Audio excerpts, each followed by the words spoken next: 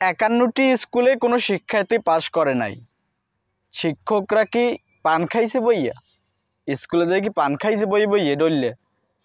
না, পান তো খাইতে পারে না, নাহলে হয়তো কোনো রকম পাতা জাতীয় কিছু ডললে মরলে খাইছে। বাট না, যদি পাতা জাতীয় যদি কিছু ডললে না খাইতে ক্লাসে বইয়া বা ওই লাইব্রেরিতে বইয়া বা তাদের রুমে বইয়া, তাহলে তো হয়তো কোনো শিক্ষার্থী পাশ করতো।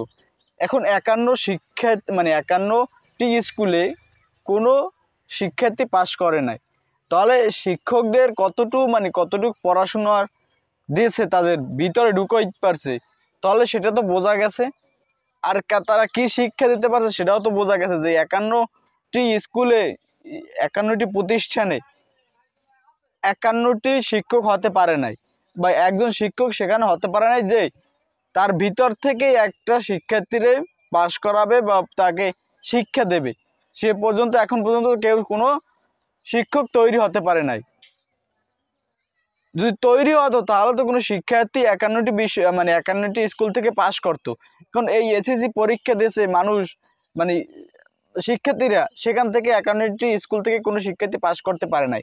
স্যারেরা গাঁজা খায়, গাঁজা ডলে, ক্লাসরুমে গাঁজা ডলে নাকি হুগনো ডলে, না পান খায় নাকি তামাক পাতা খায়, যে 51টি স্কুল থেকে কোনো শিক্ষার্থী পাশ করতে পারে না। 51টি স্কুলে কোনো শিক্ষার্থী এখন পর্যন্ত তাদের শিক্ষাই দিতে পারে নাই। যদি তাকে দিতে পারতো, যদি একটা শিক্ষার্থীর ভিতরে পড়াশোনা বা জ্ঞান ঢুকাতে পারতো, তাহলে তো একজন হলো পাশ করতো 51টি স্কুল থেকে। এই যে 51টি স্কুলে কি শিক্ষার্থী যারা শিক্ষক বিন্দু রয়েছে তাদের কি বেতনভুক্ত হয় নাই? তারা কি বেতন পায় না? তারা কি মানি নেয় না? মাস গেলে নেয় না? খরচ পায় না? যে শিক্ষার্থীরা যে শিখাতে পারবে না? কথা হবে পয়েন্টে, কোনো পয়েন্ট ছাড়া কথা হবে না। আজকে এই যে বেতন তো নেয়, মাস গেলে তো বেতন পায়, এমন না যে তাদেরকে বেতন দেওয়া হয় না, তাদেরকে অবশ্যই বেতন দেওয়া হয়। বেতন যদি না দেওয়া হতো তাহলে কথা ছিল আমি ও জায়গায় বেতন পাই না, ও প্রতিষ্ঠান থেকে বেতন পাই না, আমি ও জায়গায় যাব না, বা ওই শিক্ষা প্রতিষ্ঠানে আমি কাজ করব না।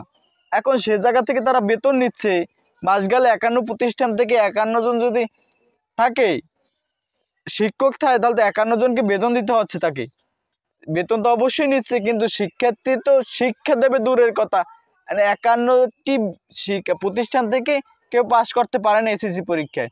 ওদিকে কেউ পাশ করিয়ে তারপর গলায় দিয়ে দড়ি, কেউ আত্মহত্যা করে, কেউ নদীতে ঝাঁপায়। কিন্তু এই জায়গায় এই যে 51টি প্রতিষ্ঠান, এখানে শিক্ষক বিন্দু ছিল না?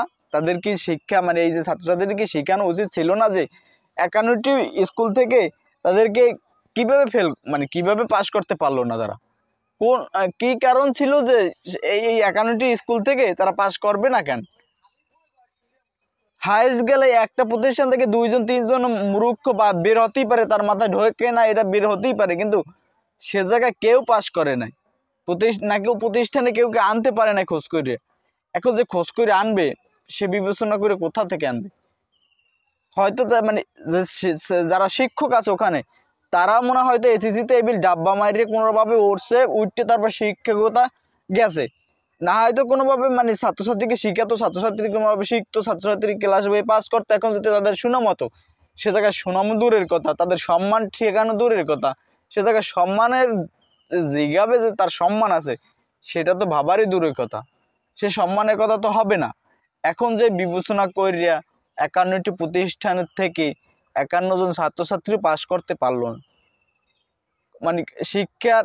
শিক্ষা যে আছে সেটা যে এই যে 51 প্রতিষ্ঠান থেকে কেউ পাশ করতে পারে নাই, তাতেই বোঝা গেছে যে এই যে বাংলাদেশে আর কত শিক্ষা রয়েছে, কি শিক্ষা দিতে পারবে, কি শিখতে পারবে, সেটা তো এটা দ্বারাই প্রমাণ পাওয়া যায় যে শিক্ষা আর বাংলাদেশে কত আছে।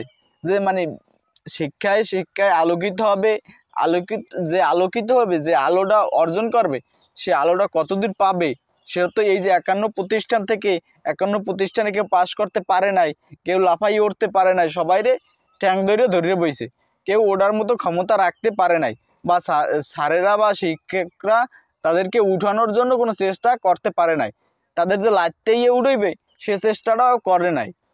যদি করতো, তারা ব্যক্তিগতভাবে যদি তাদেরকে উঠানোর জন্য চেষ্টা করতো, তাহলে কেউ উঠতে পারতো।